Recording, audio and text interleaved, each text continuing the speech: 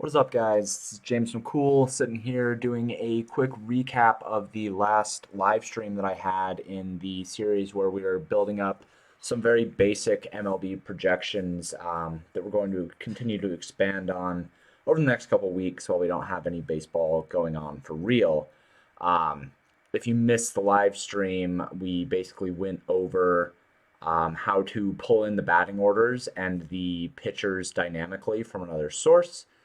We also went into a little bit of how to set up the game environments we were going to be playing with and set up the statistics that are going to be being pulled in for each player. So that in the next video, in the next live stream, we can actually go into the process of regressing those stats against each other and coming out with a baseline projection of something, even if it is not something that is specifically straightforward and very fantasy related. It will be a way to show you how to project forward stats in baseball. I do want to remind you guys to definitely continue logging into live streams. During the last one, there was a good question that I'm going to address in this kind of little recap video about using an import HTML to pull in hitters and stuff like that for batting orders. And we're going to go over all of that here. But it's good to be able to ask those questions ahead of time. And if you're asking in the live stream, of course, it helps me to be able to provide like better information in these videos. So let's just get right into it and do this little recap. So here we've got the hitters stats, which is something that we brought in the first video. We were pulling all of these in dynamically from our, this is hitters right here, and we're pulling all of this in from hitter stats. So remember, we pulled in the hitter stats from FanGraphs. This is just copy and paste. There are no like cool formulas going on here, but in the hitters, if you remember, we were just putting in one hitter here, and we could type in whatever hitter we wanted to have, and it would be pulling in their stats. Put Mike Trout here, and it would pull in his stats. So this is pulling in these stats right here for any hitter that we type into the hitter right here from hitter stats. And those formulas you can see on the screen right now. I took all of the hitters from hitter stats and I just like grabbed all of them like this. Control Shift down to highlight everything, Control C to copy, then moved over to hitter stats and then Control Shift V, and that will paste all of the values that I just copied down. If you do Control Shift V, it won't post any formulas, it'll only post the results of those formulas. So I always use Control Shift V when working in Google Sheets. I did the same thing over here for daily pitchers, or for pitchers right here. So we have all of the pitcher stats, which we pulled in from FanGraphs. We also have a couple little formulas here so that we can get per plate appearance statistics. And then for pitchers, I just did the same thing I just did for hitters, where I went here, clicked the top hitter, Control Shift down to highlight everything below that, copy, and then Control Shift V to paste everything. And that's going to be pulling in all of the stats here dynamically. Remember that stolen base per plate appearance we were not attributing to pitchers, so we didn't pull in that stat. The next thing that I did, and one of like the main things that I was doing in the live stream, was pulling in the batting orders. So we kind of have like a couple different teams here, right? Like we're going with the Angels, Nationals, Dodgers, Red Sox, Orioles, and Astros. And this is just kind of an arbitrary choosing of teams that we wanted to develop some very basic batting orders for, right? So these are obviously not true batting orders. Anthony Rendon's not on the Nationals anymore. Mookie Betts is on the Dodgers. I just pulled these in from the 2019 stats and took 9 hitters so that we could simulate a batting order going into these games, quote unquote. And we took them for each team. And the way that we did that was, at first, what I was doing was I was going over FanGraphs. Let's see. I'll just go straight to normal FanGraphs. And I was copy and pasting the actual, like I was just going to the teams. So I was going to, for instance, the Orioles. And I was going to their team page on FanGraphs. And then I was going down here and I was copying, it's hitting more, and I was copying the first 9 hitters or whatever. And somebody typed into chat, well, why don't you just use an import HTML? I was like, okay, so cool. Let's take a look at what goes into doing that. So import HTML, if you guys don't know what that is, it is a function in Google Sheets which allows you to pull in website information that lives within the HTML of a web page. And without getting super in depth into it, basically what you need to know is that it goes to a website. Like, you can click a little question mark and you can see that it's going to take in a URL, it's going to take in a query, and it's going to take in an index. And so the URL is the page that you're wanting to go to. So we'll just use the Orioles, for instance. And then we will put that into the first set of quotation marks. And then the second set of quotation marks, what the query is actually asking here in web language is, what do you want, what element of the HTML are you trying to look for, or what part of the HTML are you trying to look for? For import HTML on Google Sheets, specifically, the things you can look for are tables or lists. And this is a good tool, an okay tool for going into a web page that you know has a table within it and pulling information from that table or list specifically. The problem is with import HTML is we know that there's a table here. Like, we can see that there is a table going on here. And so if we put in table, right, and index is just like what table we want to bring in. If we go in and we type in, let's say 0 first, right? Import HTML is going to bring in the 0th table on the web page, which is this one, which is good. That's the one that we wanted.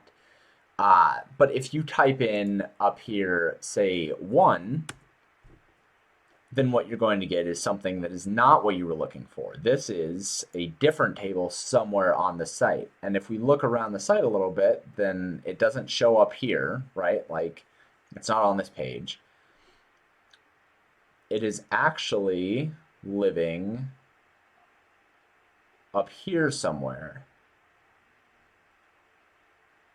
And I don't even know exactly where it's at. But I know that it's up here in this nav bar because it's not in this regular space. If we go here instead and type 9, for instance, then we get this. We see what their next game is, and we know that that is a table right here. So what we're seeing actually is that there are a whole bunch of tables going on here on this web page.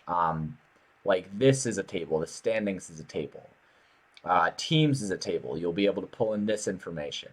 You'll be able to pull in this information. You'll be able to pull in all of this information. These are all different tables that live within the HTML of this web page. And without knowing how to find the index of the table that you're looking for, it can be kind of tricky to use import HTML. During the live stream, I had to go all the way up to table 13 before I was able to find the one that I was looking for, or table 12. 13 is actually pictures. But I had to go all the way up to table 12. I tested 1 through 12 so that I could show off that that there's a whole bunch of different tables going on here that hold different information. And if you don't know what table specifically you're looking for, it's hard to find the correct index. So regardless, now that I've talked through that, I also showed off a little bit in the live stream about import XML, which is my preferred way to use it. Import XML is a more difficult thing to use. It's a more technically difficult thing to use.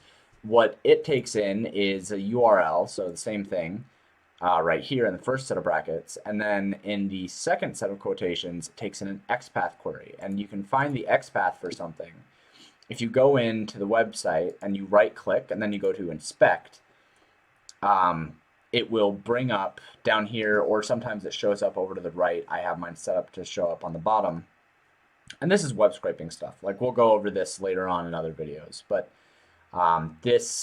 you'll be able to look at the actual HTML of the website. And what we're seeing here is I right-clicked on name, So it brought me to what is on name.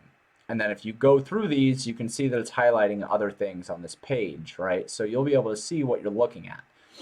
The XPath query, if you right click on an element in the HTML, you can go over and you can copy the full XPath. And then you'll be able to come back here, and it's not straightforward. Like an XPath is not created in a way that it's supposed to be put into Google Sheets. This is not going to work when I press enter. You have to play around with it, and you have to understand the functions of the HTML on a website. But you know, you can go back and look at this, and you can say, okay, this is a div within a header, or within a column, within a row, within a header, within a table, within a div. So you can see that it's a div within a row, or within a column, within a row, within a head, within a table, within a div. So we know that that works. We know that this is basically the correct XPath, but it would take some ripping apart and some, you know, cutting up to get it to display the information that we actually want it to display. And even then, it's not a guarantee that it's going to happen. You know, you have to play around with this. But this is a much more direct way of pulling in that information. For now, I'm going to continue on where we had in the live stream and just pull in the information that we need. But I wanted to give that distinction between import XML and import HTML. Why did that not work? Oh, derp. HTML. What? Import HTML. Okay. So then when I press enter, then it'll bring in the batting orders. So then what I just did was I copied the first 9 hitters, and then I went over here into batting orders, and I did that for every team. And I just filled out this information using that strategy. What I was doing was going in to the formula and just changing whatever team this was. So this is the Orioles, and then you can go the Red Sox,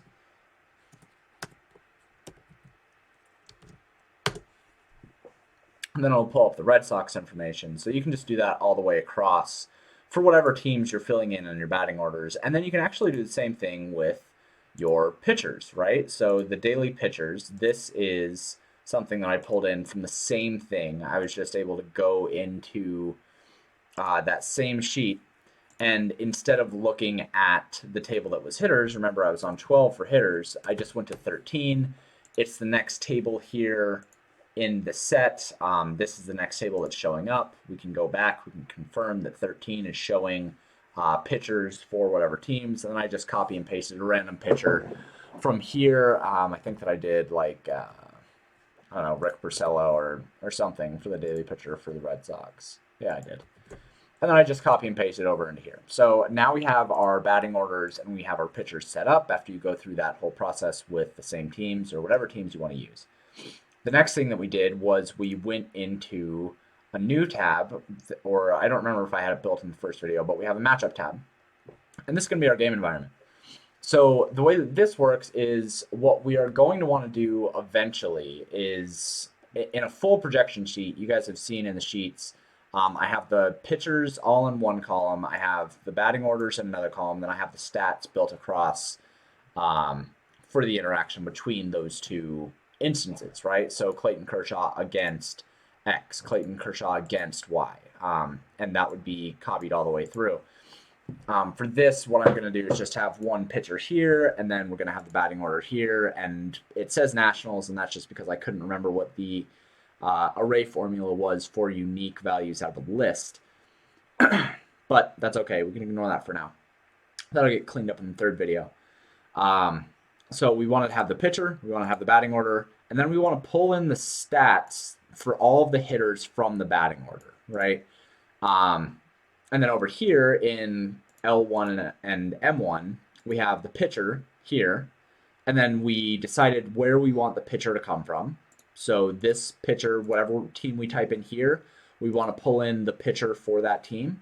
And then for hitters, we'll type in a team here, and we want that to be what fills in for the batting order. So here we have Dodgers Nationals, but if I change this to the Nationals, I cannot type right now. Nationals versus Dodgers, then it'll pull in each different team, right? It'll pull in the pitcher for the Nationals and the hitters for the Dodgers. So the way that I did that, it was important that I had the correct headers here, and that the headers match for the hitters stats, right? So I just pulled in these, copied this, went over to the matchup, and then Control-Shift-V, put that there. And then I have hitter here, I have pitcher here. And what I did was I set up a formula, just a really easy index formula here that goes and looks in the daily pitchers. It looks in these two columns. Specifically, it looks in A1 through F2. And then it finds the second row. It's looking in the second row of this index. And then for the column, we wanted it to match against this team. And then it's going into the daily pitchers in the headers, right? So A1 through F1. And it's matching this team right here against this row of teams right here, A1 through F1, in the daily pitchers tab. So it's going into row 2, and it's matching whatever team we put in M1 right here against whatever team is here. So since we put in the Nationals, it looks in row 2, it looks in column with the Nationals, and it finds Max Scherzer. So that's really an easy index formula there. Here, this one, we basically did an index where we left out the row that we wanted it to return. So we used another index formula. We went into batting orders A1 through F10, which is highlighting all of this. And then we left this open. So this is row, and you can see because it has these square brackets on the side, this is an optional parameter. So you don't have to fill this in, and it'll just return all of the rows. And then for the column, again, we matched whatever team was in M2 this time against the top row up here, so that it would return all of the rows from whatever column matched this team name up here. And so if we pull in the Orioles, type in the Orioles there, then it'll return the Orioles hitters. And that's really easy. And then all I did was just use another index formula where I was just pulling in the data from whatever player is typed here, or whatever player is returned here from this formula. We were going into hitters A1 through H372. That was just doing all of this, where we went all the way through there. And then we were looking in the row that would match this hitter, right? So this second parameter is always row. We're matching column, we're matching whatever is in cell B2.